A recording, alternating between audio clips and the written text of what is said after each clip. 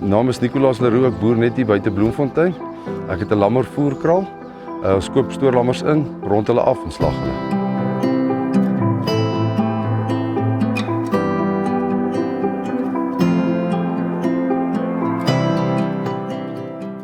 Afritag gebruik ek met die skaal, met die bestuur van die lammers om te sien hoe lank, hoeveel dae hier is, die groei en om seker te maak watse groepe, watse lammers kom van waar af en watse groepe hulle is, sodat ons kan seker maak almal groei reg